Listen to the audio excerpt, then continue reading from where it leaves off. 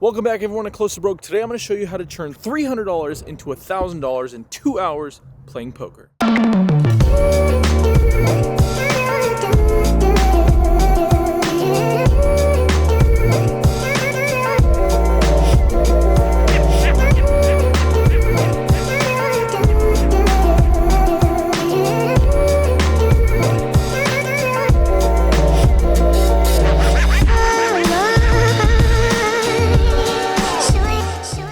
Well, with this massively tall order in front of us, there's no way to start other than playing the very premium Dirty Diaper, ladies and gentlemen.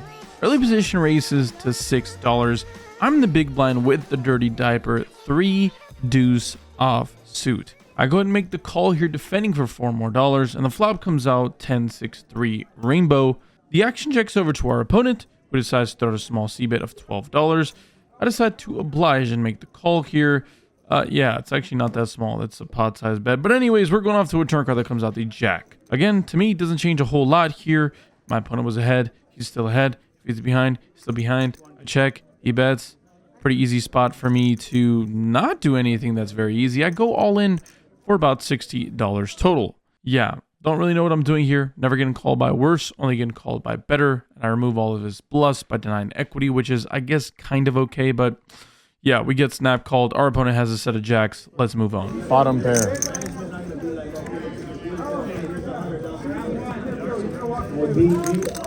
So after going quite off the beaten path there with the old Dirty Diaper, we now find ourselves at a setback down to $220 from our original $300 buy-in. This next hand takes place a little bit afterwards when the middle position player makes it $8 to go. I 3-bet to 37 after I look down at 10-9 of hearts. Seems like a good idea. Our opponent calls. We're going off to a flop here where I flop middle pair on a flush draw board. It is ace high, but take it for what it's worth. Seems like a spot I should be c-betting, but I go ahead and down bet, going about a third the size of the pot to 21. My opponent immediately snap jams to 150. This is the type of person that's been doing the old limp jamming, pre-flop, the limp back raises, all this bullshit. Yeah, pretty easy spot for me to just go ahead and fold, and it would be an absolute miracle. So much so that I'd put every single penny in my life in it that I was not getting bluffed here. Either way, we go ahead and move along after we fold. 2 hands in and about 25 minutes into my 2-hour time limit, things are not going my way. So much so that we're down near to half of our original buy-in. Not ecstatic about it, but look, things are bound to change, or at least that's what I'd hope they'd be doing. Anyways, in this very next hand, under the gun limps for $2 or $3, whatever the hell we're playing, 2-3 I think. I'm very next to act, and I look down at the old ace-5 offsuit. This is a horrible hand, there's no defending it, but I isolate because, yeah, why the hell not?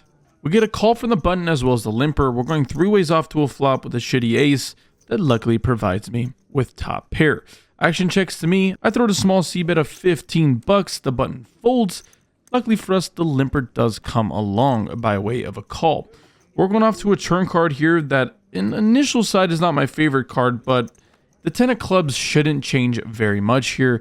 There is still a very decent, very plausible chance that our opponent has a hand like 9-7 suited and want to limp in and call and not bloat the side of the plot, yada, yada, yada. I decided double barrel for $35. Pure value. Don't think I'm turning my top pair into a bluff. I can still get called by worse, and that's all it comes down to. Unlucky for us, our opponent does end up making the fold, but hey, we're finally raking in a pot. By this point, I'm on to my third table change. If I haven't made it clear to this point, I have 2 hours. I would never do this regularly speaking, but hey, I'm trying to prove that you can make quite a bit of money if you're very selective in your game type and going out of your way to not be a donkey, like me at least. Anyways, I think this is our second or third table change of the day. Things haven't been going well, and to be honest, the first 2 tables didn't even have $1,000 on them combined. It felt like that at least. Anyways, third table's the charm. Isn't that what they tell you? Very first hand of this new table, I take the straddle to pay for my post or whatever that is. Under the gun, it does raise to 20. Actions on me. Ace-9 offsuit. Good enough for me to defend. I come along. The flop here comes 7-6-5 rainbow. I flop 2 overs as well as a gutter ball. A really great flop for me. When I check it over to my opponent, he bets 25. Wish he went slightly smaller. If we went like anywhere in the neighborhood of 15, I think we have a pretty clear-cut check raise. But against a sizing slightly bigger than half pot, I think I'm going to go ahead and have to continue with just a call here. Going off to a turn card that comes out the jack of clubs. I check it over to my opponent, who then jams for 110. I do have him covered, but I just don't love this spot for too many reasons. One of them being that I only have ace high, and that's good enough for me to fold, so we do just that. By this point in the session, we are down to exactly half our buy-in. $150 is currently in my stack, and things just aren't going very much to plan. It's 9:32, we're nearing that 1 hour point, and we've lost $150 in less than an hour. Either way, hoping to turn things around here, set new sails. When we look down at ace-jack offsuit, I race to $10, late position calls, and so does a big blind. Three ways, once again off to a flop that comes out king high. Not the greatest thing for my specific hand, but, you know, I could have ace-king, right? And if I had ace-king, I'd probably bet. So I do just that. I make it $20. The button comes along, the big blind folds. We're going heads up to a turn card that comes out the deuce of spades, bringing that backdoor flush draw.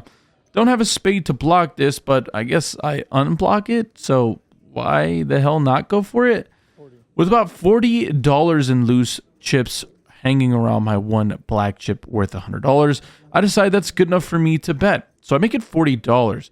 Looking to get my opponent to fold those middling stubborn cards, something like pocket sevens, pocket sixes, or even a really weak 9 like 7-9. Seems like that's the case because our opponent ends up folding and we take down a pot. Let's go. Things are starting to move in our direction. We love it, baby. Wait. Before we get any further, there's something I have to let you guys know about. Although this session has been quite up and quite down and everything in the middle, you know what's not? Club GG. You guys ever want to play with me? You guys can play with me and the likes of other wonderful content creators you know and love on these Splash Squads. You can click the link at the top of the description to play with me. And look, if I'm on there winning, I freaking guarantee that you'll be on there finding some luck as well, right? I'll see you guys there. Click the link at the top of the description. Enough of the jabbering. Let's get back to today's video because we have so much more excitement to go over. Okay, well, I hope to see you folks there over at Club GG, but in Club Keyron at the bicycle, we have some more hands to go over and so much more action to go. Back up to about $200, 2/3 of our original buy-in. When this next hand happens, I'm in early position. I raise it to $10 after looking down at king 10. Next to act calls, and then the player next to him decides to 3-bet to $25. Yeah, I mean, that's just kind of a goofy sizing. The button ends up making the call. I make the call as well, and so does the opponent to my left. $100 in the middle, going off to a flop where we flop ourselves top pair. I love it. 10-7-3, there is an absolute rainbow board texture. So when the action checks to the initial 3-better, he decides to throw out a meaty c-bet of $60. Going about 60% of the pot there, if my math is halfway decent. Folds back to me. I pretty much just have an all-in or a fold here. Granted, I'm almost only getting called by better. There's a small chance that my opponent can get really sticky with a pocket 9s or pocket 8s holding. But more than likely, if we get called and called pretty quickly, we're not loving it. But outside of that, denying equity to a hand like ace-king, ace-queen probably makes the most sense. And even then, considering I don't have that much more beyond the c-bet, we can still get called by those hands sometimes. Anyways, I'm all in for $150. Action folds over to the 3-better, who thinks about it for a bit and starts getting into his own head, before eventually deciding on making the call. The runout comes out with the 8 of clubs on the turn and the 7 of diamonds on the river. A little bit sheepish to show when I get called here, but obviously it is my turn to do so, so I show my hand down, and my opponent shows his cards, and usually when that happens, you're never good. But luckily for us, it's a little bit of a cooler as he shows top pair as well by way of Jack 10 of hearts. Kind of a cooler, honestly, considering our stack depths, but hey, that is exactly what the doctor ordered. Nearing a 10:15, we are coming to a close of our session in our allotted time limit. In this following hand, there are several limps when the action gets to me in the small blind, and I look down at a suited queen out of hearts. I hate this. Limping is just a disaster. Bloating the size of the pot with a suited hand is never a bad idea. What is a bad idea is doing it out of position in the small blind. But look, it's neither here nor there. Let's raise. Let's make this simple. In real time, we just call. The big blind checks his option. The flop does give us give us top pair. I decided to lead out here for 10 bucks into the field of about 4 players, to which the middle position player calls, and the turn card comes out the ace of hearts. Again, most people I think at this blind level see the ace of hearts and get a little worried and stop going for value. But to be quite honest, there is very few hands that now improve on this turn. Literally only ace 4, I think, honestly, is a hand that makes sense from calling the flop. Our opponent's never limping ace king or ace queen, at least not this player profile, I don't think. So yeah, I'm going to keep betting for value. I can still get called by worse nines like 8-9, 10-9, jack-9. I make it 15. Our opponent calls, and we're going off to a river card that comes out the 10 of clubs. A little bit weirder now, as we now lose to a couple of those 2-pair holdings. But at this specific juncture of the hand, my goal is to get the showdown for as cheaply as possible. There's a small chance that if I check, my opponent will bet a little bit larger with the hand that's slightly better, and I don't want that because I'd be put in a pickle. Why not just throw out $5 and have my opponent laugh at me, which he does, and forcibly have to make the call, which he does. We show our hand, and it is good. Let's go, just like we drew it up. It almost never happens that way, though. The very next hand, the very next shuffle, we're on the button this time around. Action folds to me with Jack 6 offsuit. To be quite fair, I might not be the best player in the world, but I'm definitely feeling myself here. After that big double up, I decide to raise to $10 from the button. Playing pretty loose here, but I am in position. Both players call. We're going off 3 ways to a flop with a hand that is just not very good. That ends up being halfway decent as we flop middle pair on a board that's probably better for me than anyone else. Action checks to me. I decide to bet a third here, and our small blind opponent calls. Going off to a turn card that comes out the 8 of diamonds. Okay, doesn't change a whole lot, and when my action is checked to me, I check the action through. The river card comes out the ace of hearts, now pairing the board, improving me to 2 pair with an 8 kicker. But when my opponent leaves out for $20, I'm once again put in a bit of a difficult situation. The problem is, if my opponent's ever value betting, I'm not beating any value hands, and there's a small chance that my opponent's value betting something other than an ace, and that hand still beats me. King Jack, Queen Jack, Jack 10, all these hands are better than my shitty Jack. And when it comes down to the thick of it is I cannot beat enough value hands, and there is almost no bluffs that I can credibly give my opponent getting to this river, outside of maybe a gutter ball that turns her hand into a bluff. But once again, at this blind levels, I'm just not expecting that too often. So I decide to make the reluctant fold. Can you believe it? I didn't think I was going to talk myself into a fold either, but I end up folding, and my opponent flashes King Jack offsuit to me. So, hey, yeah, that's honestly a pretty good feeling to get that one right. Just a few hands later, we pick up another really fun spot where early position just hoping raises to $25. There's no straddle. I mean, what is that, like freaking 8x? All right, standard 2-3 activities. The small blind cold calls, just flick it in, baby, because that's 2-3 for you. Actions on me in the big blind, and finally we look down at a beautiful, squeezable, big slick. I go ahead and do just that. I make it $115 to go. I was trying to see what way I should go with it, but jamming in for like $400+ is an absolute disaster. But making it a reasonable 3-bet here to 115 makes the most sense. Honestly, going a little bit larger might even be better, but, you know, it's a mistake I made in real time, so I'm going to live with it. Both players make the call, and somehow we have over 100 big blinds going into the middle 3 ways in a 2-3 game, and the flop comes out giving me top pair. There is a flush draw, albeit the small blind player is definitely capable of having a flush draw, literally with any 2. With the action checked over to me, don't need to go massive here. I'm trying to get my opponents to get a little sticky with some pretty crummy hands.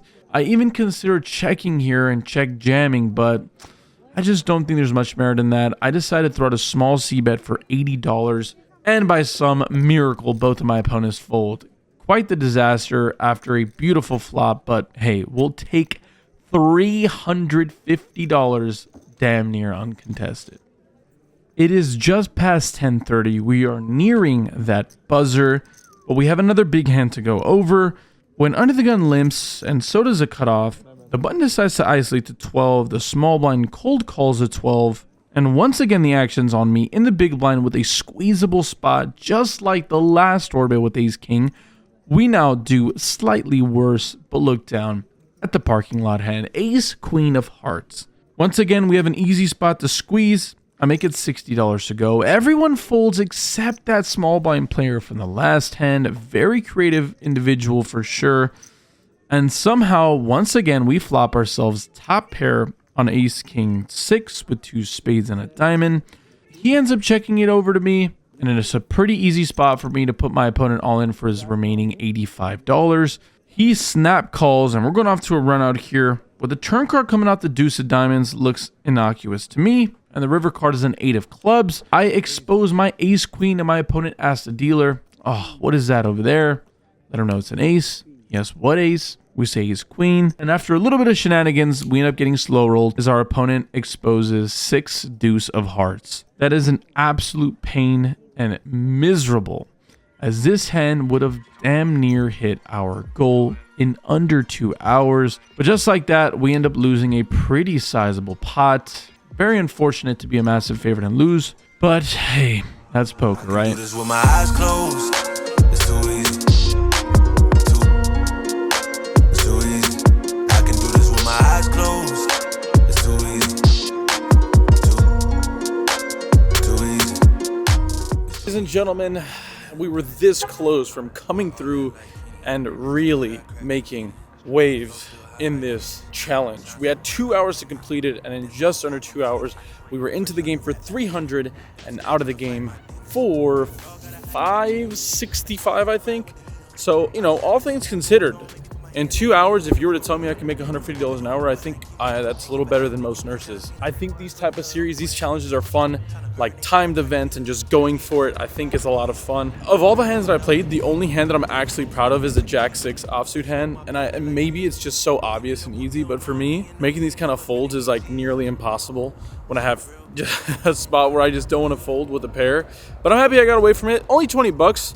Doesn't really matter in the grand scheme of things, but, you know, think that's maybe a learning lesson for myself, at least, if you guys didn't catch anything from that. Either way, I hope you guys enjoyed today's video. If you guys want to see more videos like this in the future, let me know. If you guys want to play with me on the felt, the virtual felt, I should say, play on Club GG. It's the only place you'll find me, Mariano, all of those other characters. It's a wonderful, wonderful time to play. Again, the link is at the top of the description. I'm in there, and I'll probably be doing challenges like this in person and doing like fun giveaways on there as well. That'll do it for me from one of my least favorite casinos in California. Either way, I love you guys so much for coming, supporting, and hanging out with me.